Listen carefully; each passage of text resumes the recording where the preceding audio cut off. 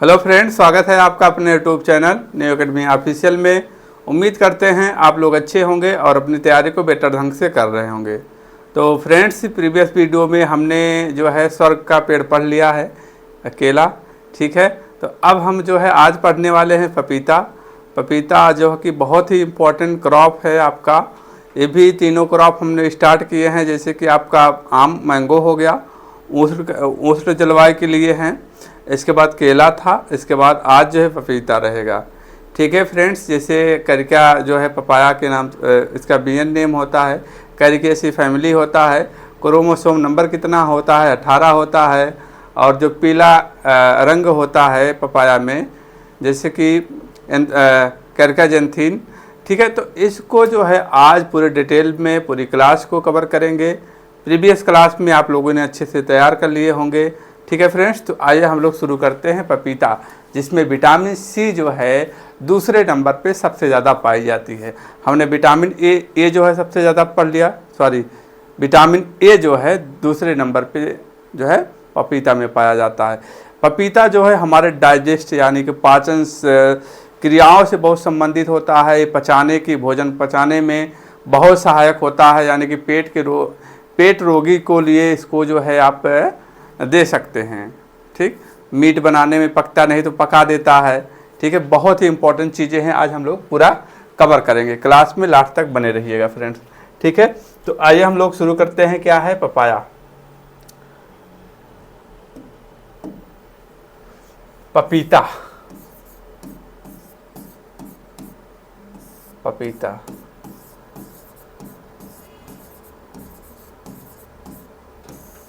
Papaya के बारे में हमें पढ़ना है। पपीता के बारे में पहले कॉमन चीज़ें आप जान लीजिए कि इसे मेलन ऑफ ट्री के नाम से भी जाना जाता है, इसे बैकवर्ड फ्रूट के नाम से भी जाना जाता है। क्यों? क्योंकि घर के पीछे का फल भी इसको कहा जाता है, पपीता को कहा जाता है, ठीक है। तो अब हम बात करते हैं, इसको अच्छे से कवर करते हैं। पहला पॉइंट जो है विटामिन ए जो है लिखेंगे, दूसरे नंबर पे सबसे ज़्यादा इसमें विटामिन ए पाया जाता है। पहला नंबर पे आम में पाया जाता है 4800, ठीक है। और इसमें उसके दूसरे नंबर पे पाया जाता है, ठीक है। तो आप जो है विटामिन पहले लिख लेंगे। विटामिन जो है विटामिन ए जो है इसमें पाया जाता है दूसरे नंबर पे। पहले अब लिख लेंगे वही चीज़ें जो हमने आप लोगों को बता रखा है जनरल क्लासों में। आपके जो सामान्य क्लासेस 10-12 क्लास हुई हैं, उसमें सारी चीज़ें एक साथ में हमने बना के रखा है। जैसे कि इसका बीएन नेम क्या लिखना है? बीएन नेम लिखना है, बोटैनिकल नेम हो गया, फैमिली हो जाएगा। इसके बाद फैमिली के बाद क्या है? ओरिजिन हो जाएगा। ओरिजिन के बाद आपको क्या लिखना है? क्रोमोसोम नंबर लिखना है, ठीक है। तो ये सारी जो है जानकारी होना चाहिए। तो क्या है जानकारी? ये पहला क्या है? कैरिकाजेंथीन हो जाएगा। इसका बीएन नेम क्या हो जाएगा? कैरिकाजेंथीन कह रहे, कैरिका पपाया होता है, पपाया, ठीक है। फैमिली क्या होती है? कैरकेसी होती है,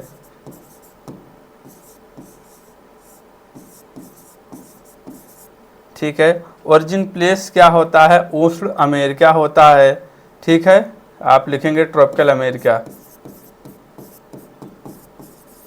ट्रॉपिकल अमेरिका,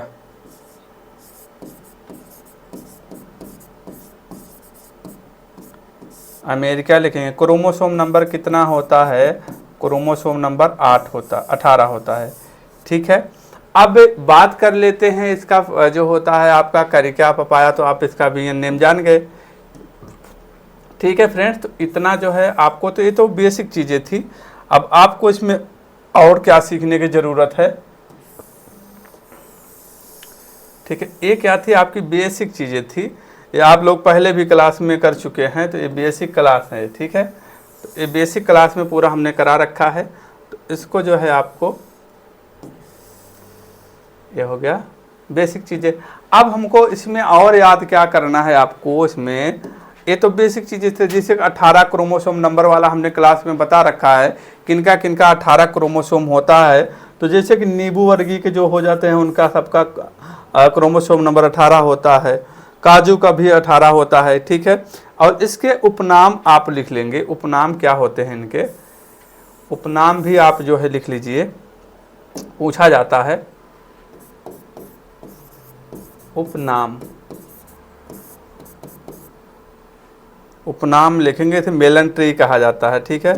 उपनाम लिखेंगे मेलन ट्री, मेलन ट्री, ठीक है।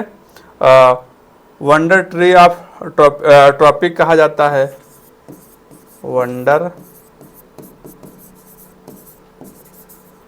ट्री ऑफ ट्रॉपिक, यानी कि जो है उष्ण का अच्छा ट्री से कहा जाता है। और आप एक पॉइंट और लिखेंगे, इसे क्या कहा जाता है, बैकयार्ड, बैकयार्ड ट्री भी कहा जाता है। तो इसके उपनाम में आपको याद रखना है, ठीक है फ्रेंड्स, इसको आपको उपनाम में याद रखना है। इसमें भी जैसे मैंगो में खाने योग्य भाग क्या होता है, और तो उसमें भी गुठली होती है, मतलब इसके बाद क्या होता है, मीजोकार्प यानी मध्य जो होता है, मध्य भित्ति जो होता है उसको खाया जाता है, यानी कि मीजोपार्क खाया जाता है। यहाँ भी खाने योग्य भाग क्या बोलते हैं, खाने योग्य भाग को क्या बोलते हैं, खाने योग्य भाग, खाने योग्य भाग को क्या कहते हैं, मीजोकार्प, मीजोकार्प, ठीक है। एक पॉइंट ए हो गया है आपका। अब हम बात कर लेते हैं जो और पॉइंट इंपॉर्टेंट है, जैसे पीलापन किस कारण होता है, आपको बेसिक क्लास में पढ़ा रखे हैं, फिर भी जो आप पढ़ लीजिए। जैसे कि पपाया हो गया, ये हमारा क्या हो गया,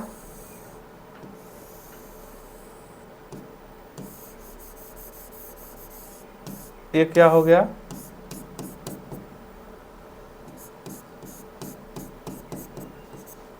ये क्या हो गया, पपीता बन गया है। चलिए कुछ हिसाब से पपीता, तो पपीते में पीला रंग किसके कारण होता है, तो पपीते में पीला रंग किसके कारण होता है, पपीते में पीला रंग किसके कारण होता है, तो आप बताएंगे पपीते में पीला रंग किसके कारण होता है, तो करिका जेंथिन, ठीक है, करिका जेंथिन किसके कारण लिखेंगे, करिका जेंथिन, करिका जेंथिन के कारण जो है पपीता पीला रंग। और पपीते को जब काट देते हैं, पपीता जैसे है ये आपका, ये पपीता को आधा हम काट देते हैं,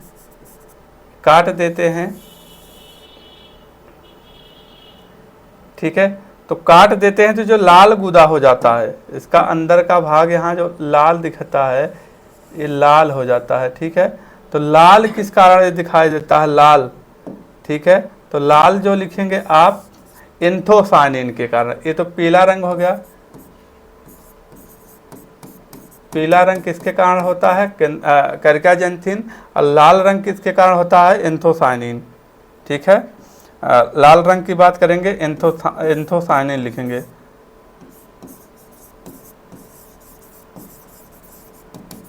एंथोसायनिन, ठीक है। तो लाल रंग हो गया। अब जो यहाँ सीड होते हैं, आपके यहाँ जो बीज होते हैं, यहाँ जो बीज होते हैं, इनको याद रखना है। बीज जो सीड होते हैं, और सीड जैसे कि ये सीड हो गया है, ये जैसे कि हम कहें, ये जैसे कि ये सीड हो गया पपाया का, इसमें जो एक जो है उसके ऊपर जो परत पाई जाती है, इसको सारकोटा टेस्ट कहा जाता है। इसे क्या कहा जाता है, एक परत जो बनी रहती है, इसके ऊपर आप देखेंगे व्हाइट व्हाइट रहती है, तो क्या होता है, उसको क्या कहते हैं, सारकोटा टेस्ट, सारकोटा टेस्टा कहते हैं,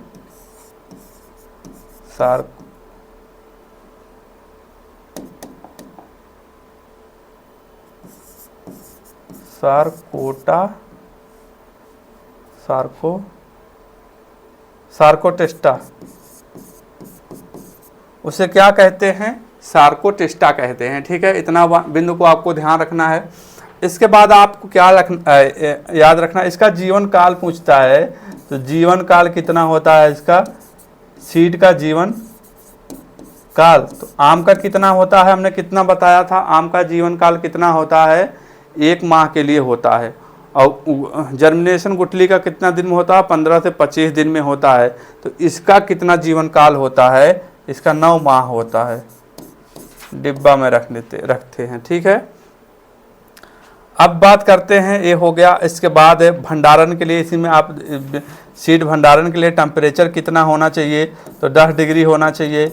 रिलेटिव ह्यूमिडिटी की बात करेगा तो जो है जितना और सब में लगभग फसलों में क्रॉपों में होता है, जैसे कि 85 से 95% रिलेटिव ह्यूमिडिटी होना चाहिए। 10 डिग्री जो है इसका होना चाहिए। बेसिक की बात करेंगे सभी में जो है 8 से आप इसका 10 के तक बात कर सकते हैं, ठीक है। और अब हम बात करते हैं, जो ये तो हो गया। अब एक बात और करते हैं, जो सीड उपचार करते हैं इसका, सीड उपचार के लिए हम क्या करते हैं, इसको आपको लिखना होगा। तो थायो यूरिया जो है इसको हम यूज करते हैं उसमें जो है सुसुकता को तोड़ने के लिए, सीड की डॉर्मेंसी को तोड़ने के लिए, सुसुकता को तोड़ने के लिए थायो यूरिया का हम लोग जो है प्रयोग करते हैं। थायो यूरिया, ठीक है, यानी कि जिब्रेलिक एसिड 200 ppm पर, ठीक है। इसका हम लोग जो है यूज करते हैं। तो सीड की सुसुकता को तोड़ता है। क्लियर हो गया है आपको? इतना तो याद हो गया। कैरिकाजेंथिन जो है कैरिका पपाया, इसका BN name family Caricaceae, chromosome number जो है आपका 18 और ओरिजिन प्लेस ट्रॉपिकल अमेरिका या कहीं कहीं पेरू भी देखने को मिलता है, ठीक है। और मैक्सिको भी कहीं ना कहीं देखने को मिलता है। तो तीनों जो है एक पार्ट के भाग हैं, मतलब एक देश के कह सकते हो, ठीक है। इसके बाद खाने योग्य भाग को मेजोकार्प कहते हैं। इसे जो है बैकयार्ड फ्रूट के नाम से भी जाना जाता है, मेलन ट्री के नाम से भी जाना जाता है। पपीता में पीला रंग किसके कारण आता है? पीसी कह सकते हो, पी से पीला, और सी से कैरिकाजेंथिन। और लाल रंग की बात करते हैं, लाल जो है रेड कलर लिखेंगे, RA करेंगे, रेड लिखेंगे, RA से एंथोसाइनिन के कारण जो होता है उसका लाल गुदा होता है। सीड की बात कर लेंगे। सीड की बात हमने किया है कि इस सीड का जो ऊपर वाला परत होती है उसे क्या कहा जाता है? सार्कोटेस्टा कहा जाता है। इसकी जर्मिनेशन, इसकी जीवन काल कितना होता है? तो आप बताएंगे जीवन काल 9 महीने का होता है। और इसके बाद हमने उसमें देखा कि जो सीड को उसमें सीड को स्टोरेज के लिए टेम्परेचर कितना होना चाहिए? 10 होना चाहिए। रिलेटिव ह्यूमिडिटी 85 से 95 होना चाहिए। क्लियर हुआ? इतनी पॉइंट आप लोगों को क्लियर हो गया। अब हम बात कर लेते हैं इसके आगे जो है हम बात करेंगे, इसके आगे बात करेंगे पुष्पक्रम। देखिए फ्रेंड्स, पपाया में पुष्पक्रम जो होता है, 1-2 होते हैं, एक मेल का एक फीमेल होते हैं। पपीता आप देखते हैं कि एक मेल का होता है, पुष्पक्रम लिखेंगे, एक मेल का लिखेंगे पुष्पक्रम, ठीक है। तो पुष्पक्रम की बात करेंगे, एक मेल का होता है। मेल में जो होते हैं उनका क्या कहा जाता है? पुष्पक्रम।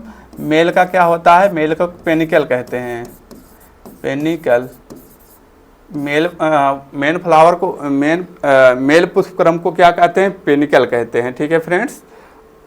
फीमेल को क्या कहते हैं? फीमेल की बात करेंगे, मेल हो गया, फीमेल की बात करेंगे, फीमेल को क्या करेंगे? जो है साइमोज, ठीक है, साइमोज।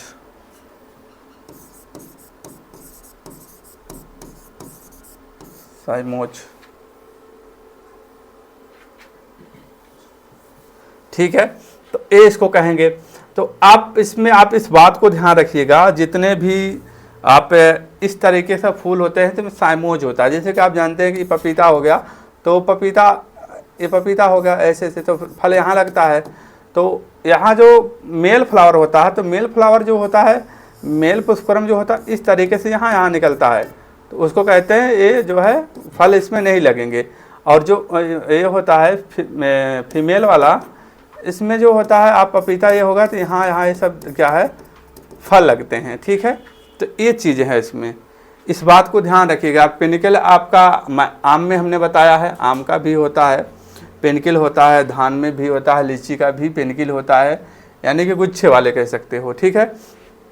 अब बात हम कर लेंगे, पुष्पक्रम हो गया, फ्रूट टाइप की बात करेंगे, फल प्रकार। ठीक है, यानी कि क्या कहेंगे उसको, फल प्रकार में इसका फल क्या होता है, फल प्रकार।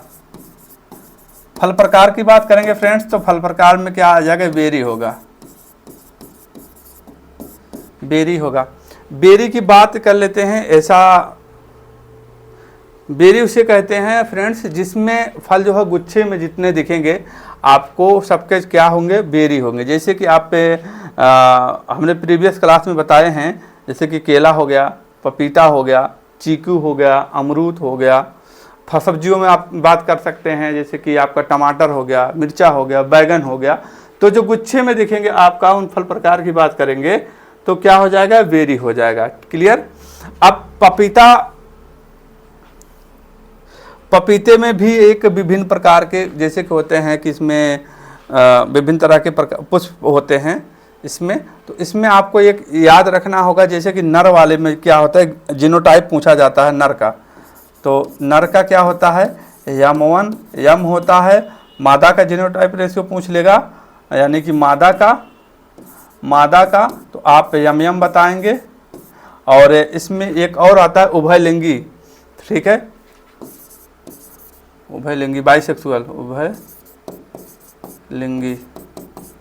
तो इसमें जो होता है कितना होता है, यम2 यम, ठीक है, ये होता। अब हम यहाँ बात अगर कर लेते हैं कि इसका जो होता है इसमें कौन कौन से होते हैं। तो आपने मैंगो में क्या देखा था, पुष्पक्रम में मैंगो में क्या देखा था, मेल देखा था प्लस बाइसेक्सुअल, ठीक है।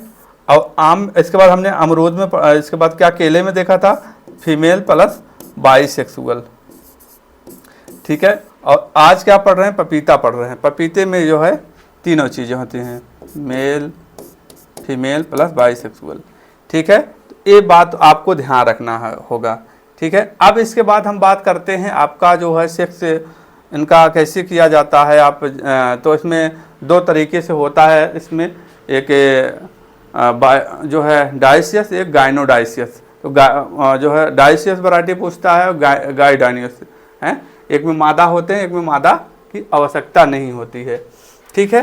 तो उसको हम याद रखते हैं, उसको ध्यान रखते हैं। तो आप अब जो है पॉइंट को आगे लिखिएगा, ठीक है। अब हम बात करते हैं जो वैरायटियां हैं उनको हम याद रखते हैं तीनों।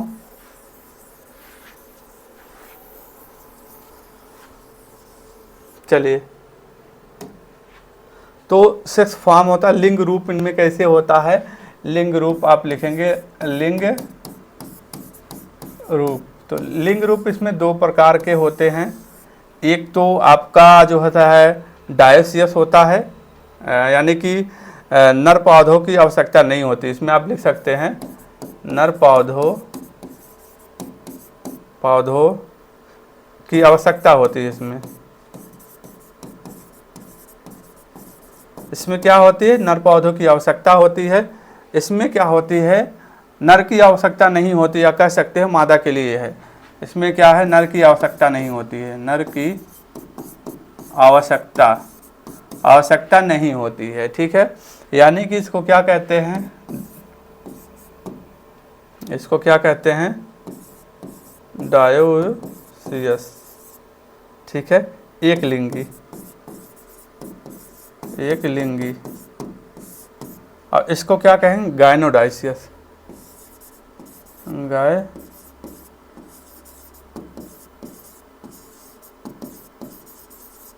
गाइनोडायसियस है, उभयलिंगी, ठीक है।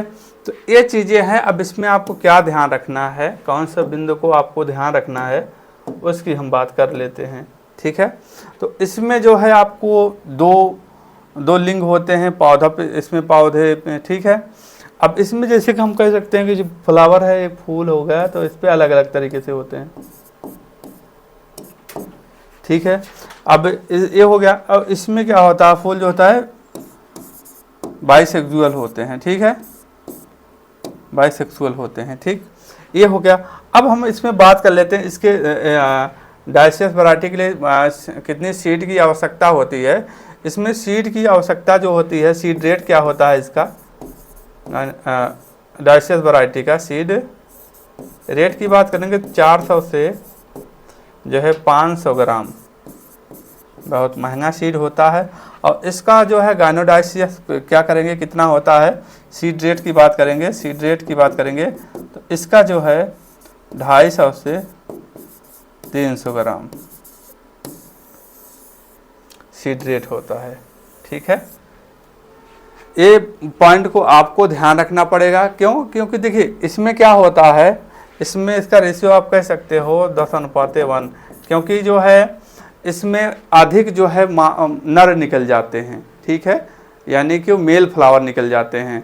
इसलिए जो है इसका वैरायटी आप जो है इसमें हम सीड की ज़्यादा आवश्यकता है, ज़्यादा हम लगाते हैं। और इसमें क्या है, इसमें जो है एक बहुत कम निकलते हैं, सभी के सभी जो होता है आपका फल वाले रहते हैं। ठीक, ये चीज़ें हो गई। अब बात कर लेते हैं एक इसमें आप जानते हैं कि एक चीज़ और याद रखिएगा, इसके आगे बढ़ते हैं। आपको और एक दो पॉइंट क्या याद रखना है, इसके अलावा जो है आपको तो हो गया। अब इसके बाद अभी हम इसमें वैरायटियाँ देख लेंगे। डाइसियस वैरायटी कौन सी है, गायनोडाइसियस वैरायटी का है। जैसे पूसा नन्हा आ गया आपका। ठीक है, पूसा नन्हा जो है सबसे बौनी किस्म है, जिसे आर्चर्ड में हम लगाते हैं। ठीक है, वो कैसी वैरायटी है, तो डाइसियस है। ठीक है, उसे होम एंड किचन गार्डन कह सकते हो कि उसमें गमले में भी लगाया जाता है। ठीक है, तो जैसे आपका आम्रपाली। ठीक, अब हम बात करते हैं यहाँ आपका जो पपीता जो होता है संवेदनशील होता है, यानी कि सेंसिटिव होता है। किसके प्रति सेंसिटिव होता है पपीता, किसके प्रति सेंसिटिव होता है, संवेदनशील होता है। तो आप कह सकते हैं टेम्परेचर के। अधिक टेम्परेचर देने पे पपीता के जो होते हैं लिंग परिवर्तन हो जाता है। पपीता में अधिक टेम्परेचर देने पे लिंग परिवर्तन हो जाता है। बहुत अजीब बात है। ठीक है, अधिक टेम्परेचर पर तो ये जो है ताप के प्रति संवेदनशील होते हैं। और ये जो है ठंडी यानी कि पाला के प्रति जो होते हैं संवेदनशील होते हैं। और हवा के प्रति जो है ये क्या होते हैं, संवेदनशील होते हैं। ठीक है, तो हवा के प्रति संवेदनशील होते हैं, इसीलिए जो पूसा गिंट वैरायटी है उसका उपयोग करते हैं, उसका हम उसी को लगाते हैं, हवा रोधी उसको कह सकते हो। क्यों? क्योंकि उसका पूसा गिंट की वैरायटी का पेड़ जो होता है बहुत लंबा होता है। ठीक है, तो आप लिखेंगे पपीता संवेदनशील होता है किसके प्रति, पपीता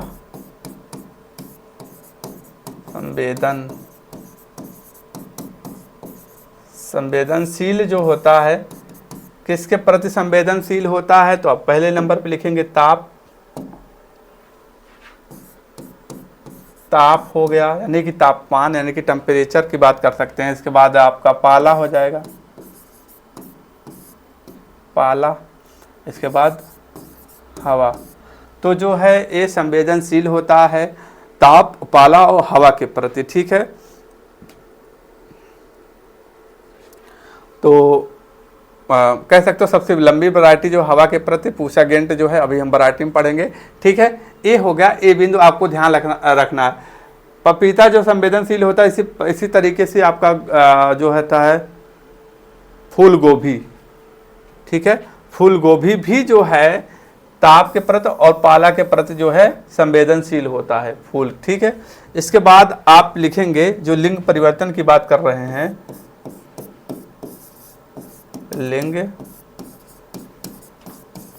परिवर्तन जो होता कब होता है इनका, अधिक तापमान पर। अधिक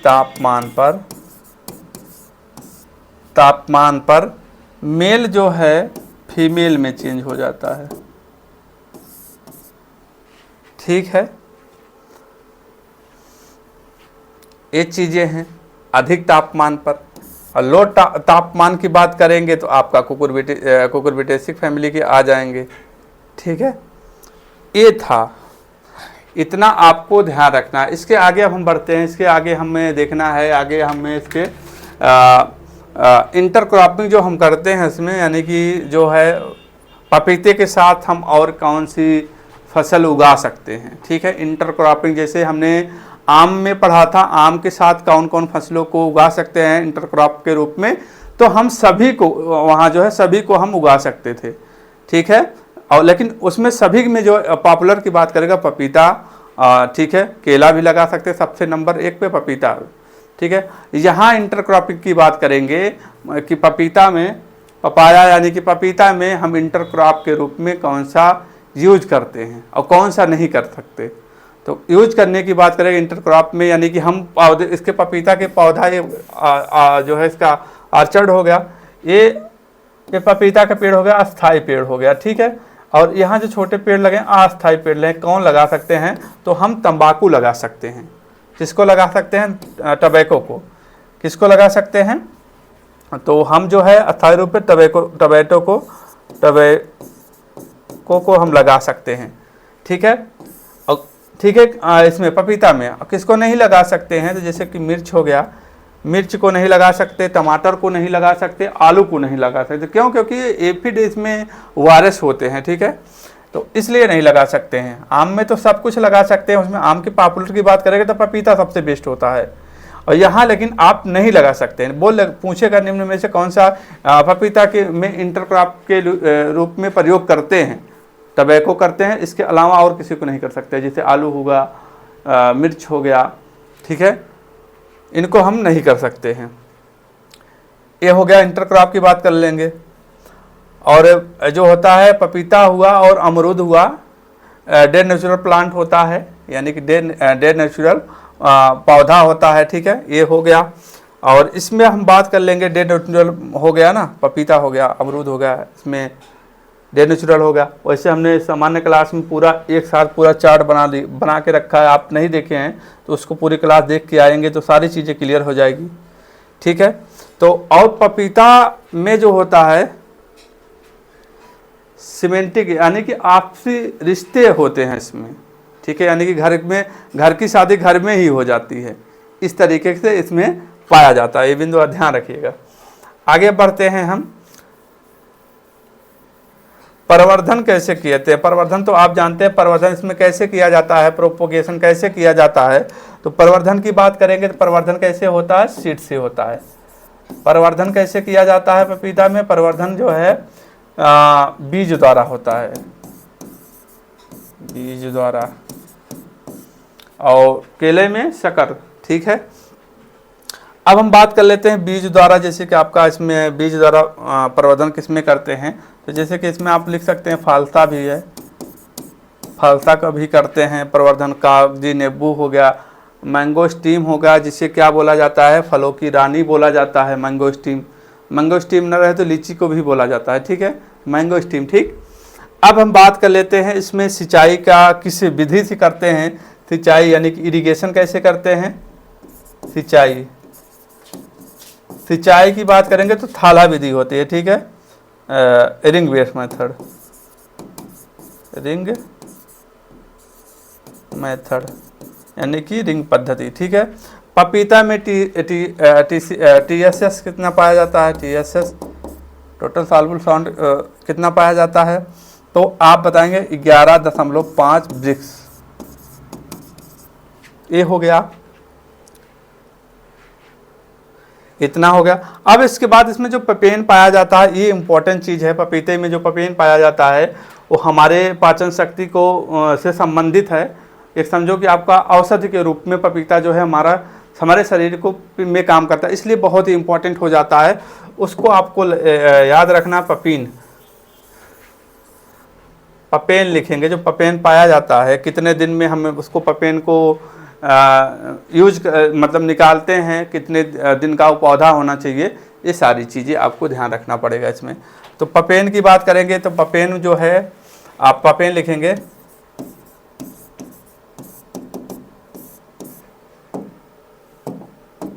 पपेन की बात करेंगे, इसमें प्रोटीन कितना परसेंट होता है पपेन में, तो प्रोटीन जो होता है 72%,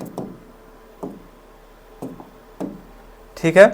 और पौधे के लिए पौधे तो किसमें पाया जाता है, पपेन किसमें पाया जाता है, तो आपको ध्यान रखना है पपीते के पौधे और एवं कच्चों फलों में पाया जाता है। पौधे में पाया जाता है, पौधे और जो है कच्चे फलों में पाया जाता है। कच्चे किसमें पाया जाता है, कच्चे फलों में पाया जाता है पपेन, ठीक है, पौधे में पाया जाता है, पेड़ में, और उसके कच्चे फलों में पाया जाता है। ठीक है, और इसके बाद आपको क्या ध्यान रखना है, सर्वाधिक पेपेन जो होता है किस वैरायटी में से मिलता है सर्वाधिक पेपेन, तो CO5 है, उसमें जो है सर्वाधिक पेपेन जो कि पेपेन की मात्रा जो है पाई जाती है। लगभग उसमें जो है आप कह सकते हैं सर्वाधिक पेपेन जो है, सर्वाधिक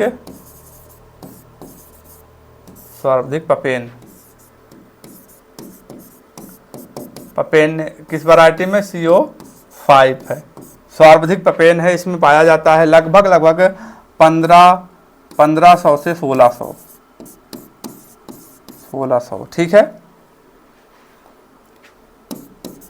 किलोग्राम प्रति हार्स प्रति डे। ठीक है, इतना पाया जाता है 1500 से 1600। नॉर्मली में बात कर लेंगे तो नॉर्मली में जो है 300 350 से 340 के आसपास या थोड़ा 380 के आसपास तक जो है नॉर्मल में पाया जाता है, लेकिन इस वैरायटी में जो है सबसे ज़्यादा पेपेन पाया जाता है। पूछ लेगा किस में सबसे ज़्यादा सर्वाधिक पेपेन की मात्रा पाई जाती है किस वैरायटी में, तो आपको CO15 बताना है। पेपेन जो है पौधे से हम कितने दिन में लेते हैं, तो 80 से 90 दिन में पौधे में से हम लेते हैं, यानी कि 3 से 4 महीना। ठीक है, तो आप एक बिंदु को लिखेंगे, पेपेन जो है,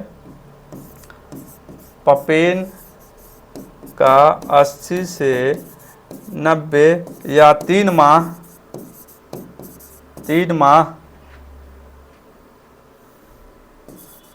के कच्चे पपीते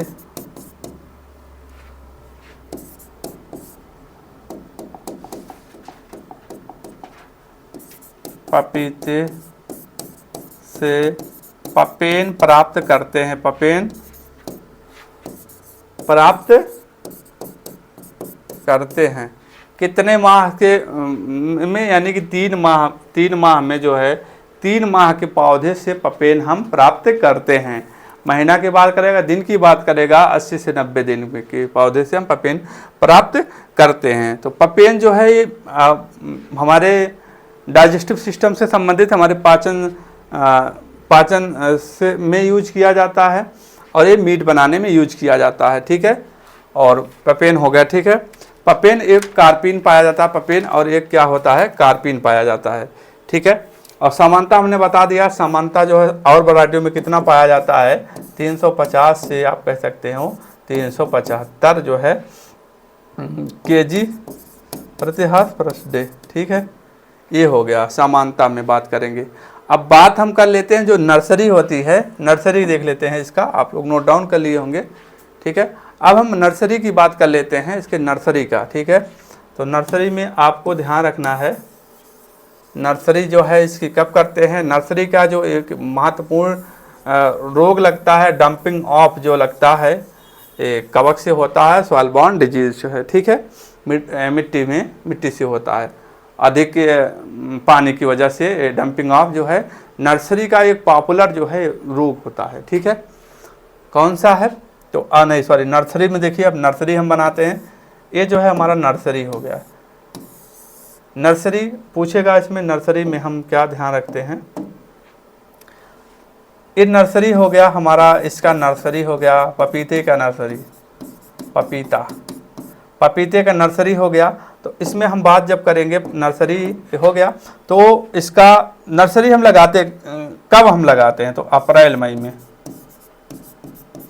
अप्रैल से मई में तैयार करते हैं।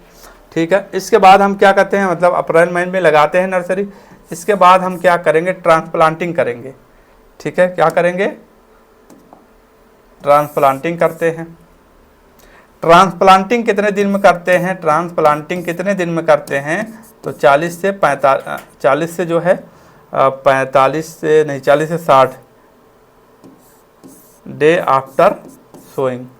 ठीक है, 40 से 45 दिन में हम प्लांटिंग करते हैं, डे आफ्टर सोइंग। ठीक है, इसके बाद क्या करते हैं हम, इसके बाद जब ये पौधे की हाइट कितना होनी चाहिए, जब हम इसको ट्रांसप्लांटिंग कराते हैं, पौधे की हाइट कितना होना चाहिए, पौधे की हाइट की बात करेंगे तो पौधे की हाइट कितना होना चाहिए, 15 से 20 सेंटीमीटर। जैसे हमने आम का बताया था 15 से 25 बताया था ना, उसका जर्मिनेशन का टाइम, सीड मतलब बीज जो है जाम जाता है, और उसका सीड का लाइफ कितना होता है, 1 महीने के लिए। तो इसका जो है 15 से 20 सेंटीमीटर का इसका जो है होना चाहिए पौधा। अब हम बात कर लेते हैं जो इसमें डंपिंग ऑफ रोग लगता है, ये कह सकते हो नर्सरी का सबसे पॉपुलर है जो है डंपिंग ऑफ, यानी कि सॉइल बॉर्न डिजीज है, डंपिंग ऑफ होता है, dumping of soil borne disease है, सॉइल बॉर्न डिजीज है, कवक से होता है, कवक जनित होता है। ठीक है, तो ये चीज़ें हैं, इसमें आपको इतना ध्यान रखना नर्सरी में। ठीक है, कब करते हैं नर्सरी, कब लगाते हैं, अप्रैल मई में। ट्रांसप्लांटिंग कितने दिन बाद करते हैं, तो 40 से 60 दिन बाद करते हैं, यानी कि 1 से 2 महीने में करते हैं ट्रांसप्लांटिंग। और ट्रांसप्लांटिंग जब करते हैं, उस पौधे की हाइट कितना होती है, लगभग कितना होना चाहिए, 15 से 20 सेंटीमीटर होना चाहिए। क्लियर हो गया इतना। अब हम बात कर लेते हैं हम जो इसमें स्पेसिंग कितना होता है, कितने पे लगाते हैं। पूसा नन्हा आप जानते हैं बहुत पॉपुलर इसकी वैरायटी है, बौनी किस्म की वैरायटी है। तो इसमें आपको क्या ध्यान रखना है, ज्यामिति यानी कि कहें कि स्पेसिंग कहें, स्पेसिंग ज्यामिति। ठीक है, तो नॉर्मल की बात करेंगे तो 2 × 2 मीटर। ठीक है, अब इसके बाद हम पूसा नन्हा बौनी किस्म की वैरायटी करते हैं। बौनी किस्म की बात करेंगे, पूसा नन्हा की बात करेंगे तो कितना होता है, पूसा नन्हा की बात करेंगे, पूसा नन्हा बौनी किस्म है, अत्याधिक बौनी किस्म है। इसे ऑर्चर्ड में उसमें क्या बोलते हैं, होम एंड किचन गार्डन में भी लगाते हैं। ठीक है, इसकी बात करेंगे तो ये 1.25 × 1.25 मीटर लगभग। ठीक है, ये हो गया। इससे कितने पौधे प्राप्त होते हैं, अधिकांश पौधे प्राप्त होते हैं, इसका गुणा करेंगे लगभग आ जाएगा 6400। ठीक है, 6400 पौधे प्रति हेक्टेयर। ठीक, अब बात कर लें, ये हो गया अधिक तापमान। इसका तापमान पे आप जो इसमें मादा जो है बाँझ हो जाती हैं, तो कितने पे जब बाँझपन हो जाता है, इसमें भी होता है, तो कि जब अधिक तापमान हो जाएगा कितना, 35 डिग्री से प्लस हो जाएगा, यानी कि 35 डिग्री। ठीक है, अब इसमें एक बात और याद रखते हैं, नर मादा का बनना क्या कहलाता है, नर पादप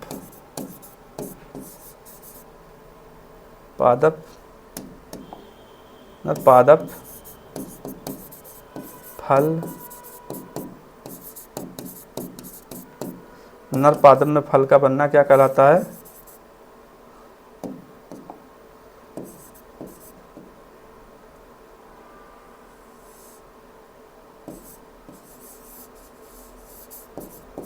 कार्पेलॉइडी।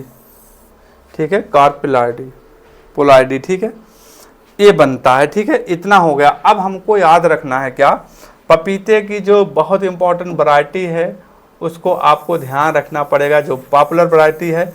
एक वैरायटी एक साइड में लिखेंगे डायसियस वैरायटी, एक साइड गाइनोडायसियस वैरायटी, एक साइड में लिखेंगे जो है डायसियस वैरायटी। तो पहला लिखेंगे आप गाइनोडायसियस, मादा लिंगी किस्म, मादा लिंगी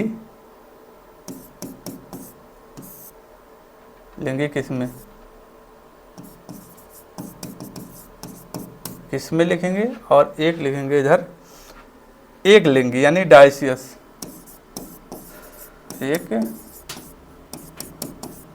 एक लिंगी।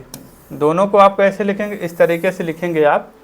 ठीक है, तो मादा लिंगी में आप लिखेंगे, पहला लिखेंगे आप पूसा मजेस्टी, पहला नंबर लिखेंगे पूसा मैजेस्टी।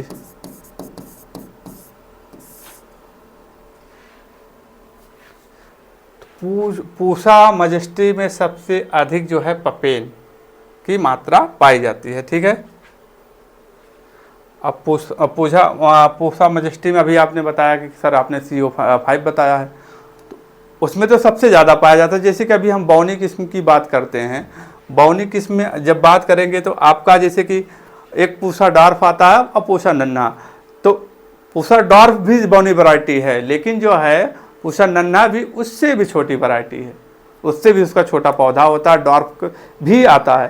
लेकिन दोनों रहेगा तो आप पूसा नन्हा पे जाएंगे, ठीक है, नहीं तो जो है डॉर्फ पे जाएंगे। ऐसे इसमें भी जो है पूसा मैजेस्टी भी जो है ये सबसे अधिक पपेन इसमें पाया जाता है, सबसे अधिक। और CO5 जो है वो पपेन के लिए ही यूज किया जाता है, स्पेशली हम उसके प्रोडक्शन की बात करते हैं तो CO5 होता है। ठीक है, पूसा मैजेस्टी सबसे अधिक जो है पपेन,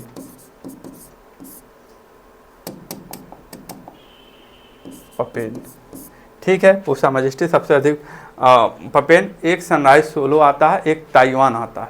सनराइज सोलो की जैसे बात करेंगे तो उसमें किस रंग का उसमें वो फल हो देता है, किस रंग का उसका गुदा होता है सनराइज सोलो का, तो गुलाबी कलर। और ताइवान का क्या होता है, रेड फ्लावर, रेड कलर का होता है। तो दोनों आप एक साथ में लिखेंगे, सनराइज सोलो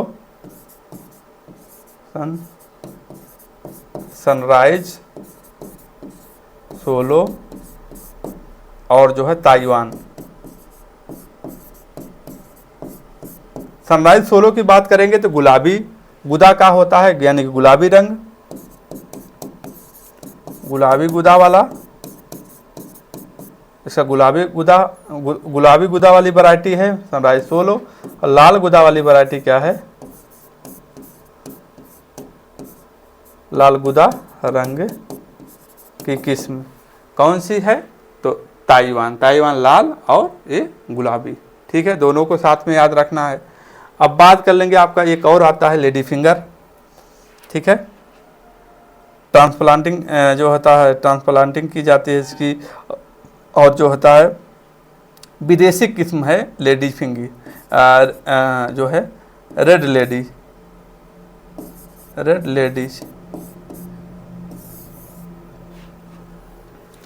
अब रेड फिंगर अभी हमने बताया था आपका किसका है, केले में बताया था।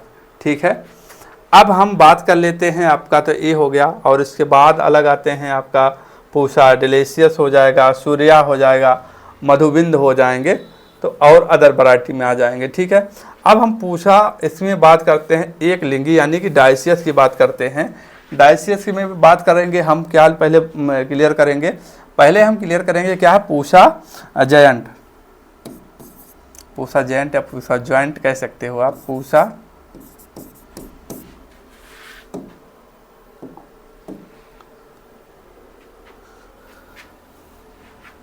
पूसा जयंट।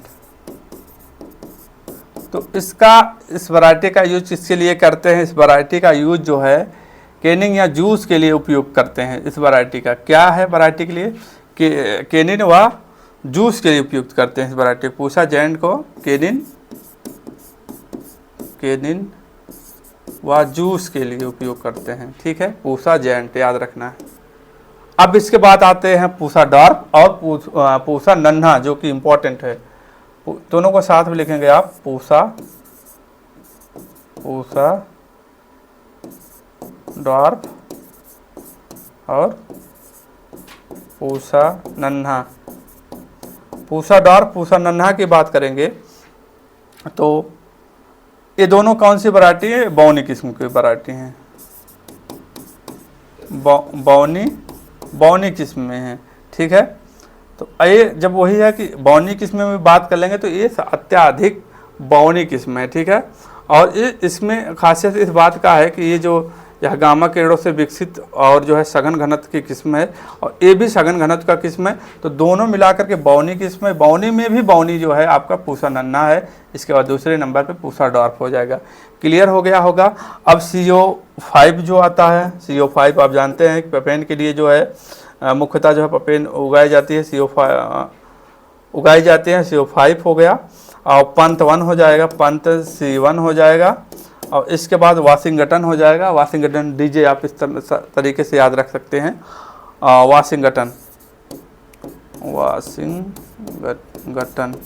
वाशिंगटन हो जाएगा। और इसके बाद आप एक और याद रख लेंगे, हाथरस केस वाला जो होता है उस तरीके से हाथरस गोल्ड, यानी कि वाशिंगटन के साथ हाथरस केस हुआ है। इस तरीके से इसका जो है आप इसको याद रख सकते हैं। अब हम बात कर लेंगे जो महत्वपूर्ण उसमें डिजीज होते हैं, रोग होते हैं, उनको जो है हमें देखना है। ठीक है, तो इसमें जैसे कि एक तो पपीता में होता है, पपीता हुआ, यानी कि जो आप कह सकते हो पपीता हो गया, या आपकी जो सब्जियों वाली हो गई फसलें, उसमें डंपिंग ऑफ जो है बहुत ज़्यादा, यानी कि तना सड़न जो होता है बहुत ज़्यादा होता है। ठीक है, पानी अधिक लग जाएगा, सूख जाएंगे, गिर जाएगा पौधा आपके। ठीक है, तो इसमें इन सब में डंपिंग, यानी कि नर्सरी में जो होता है, नर्सरी के लिए बहुत पॉपुलर जो है रोग है, डिजीज है। ठीक है, इसको आपको याद रखना है। ठीक है, तो आपको इसमें याद रखना है, इस बिंदु को याद रखना है, इतने चीज़ों को, कि जैसे कि हम कहें इसमें आप रोग लिखेंगे, क्या रोग में पहला रोग लिखेंगे, उसको बोलते हैं तना गलन रोग, तना गलन, यानी कि डंपिंग ऑफ।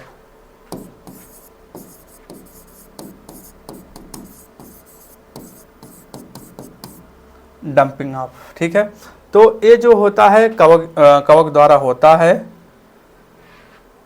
ठीक है, कवक द्वारा होता है। पपीता की ये जो है प्रारंभिक अवस्था है, नर्सरी में लगने वाली सबसे पॉपुलर जो है ये रोग है। ठीक है, रोकथाम के लिए इसका बबिस्टिन यानी कि फफूंदी नासी से बीज को उपचारित करते हैं, बबिस्टिन से। ठीक है, ये हो जाएगा। अब इसको अब रोग के बाद एक और होता है, पपीता में लीफ कर्ल होता है, यानी कि पपीता लीफ कर्ल, ये जो होता है वायरस से होता है, वायरस यानी कि विषाणु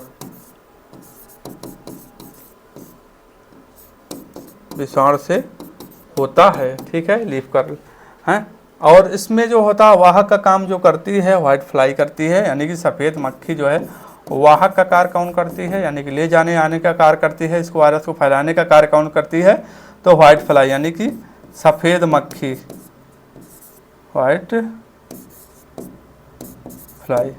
ठीक है, सफ़ेद मक्खी जो है वाहक के रूप में कार्य करती है।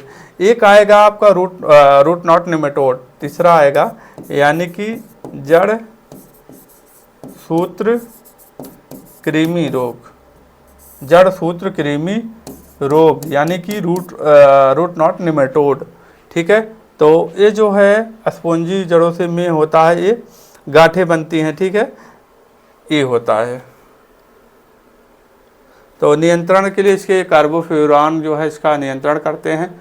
अब इसमें कीट होते जो इंसेक्ट पेस्ट होते हैं उनको में, जैसे कि व्हाइट फ्लाई हो गया, सफ़ेद मक्खी हो गया, और एक एफिड होता है, दो इसमें वाहक के मतलब इंसेक्ट होते हैं, और उनका जो है रोकथाम के लिए एफिड जो है रोकथाम क्या करते हैं,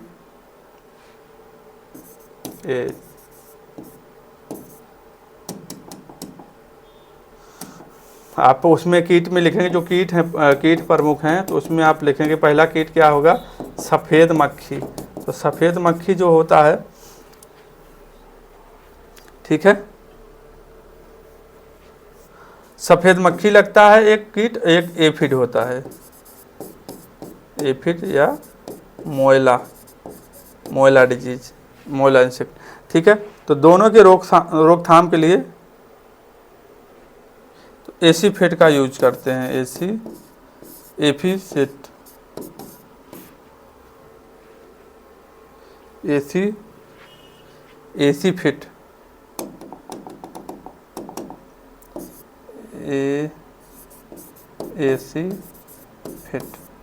कितना यूज करते हैं, एसीफेट 1.0 ml। तो ये रहा आपका पपीता। ठीक है, पपीता इतना इससे बाहर नहीं क्वेश्चन जाएगा। तो आपने पपीता में सारी चीज़ें कंप्लीट कर लिया। कोई डाउट होता है तो 88 40 23 24 53 पर व्हाट्सएप करें। आज की क्लास फ्रेंड्स यहीं तक रखते हैं। तब तक अपना ख्याल रखना, अपने माता पिता का ख्याल रखना। जय हिंद, जय भारत, वंदे मातरम।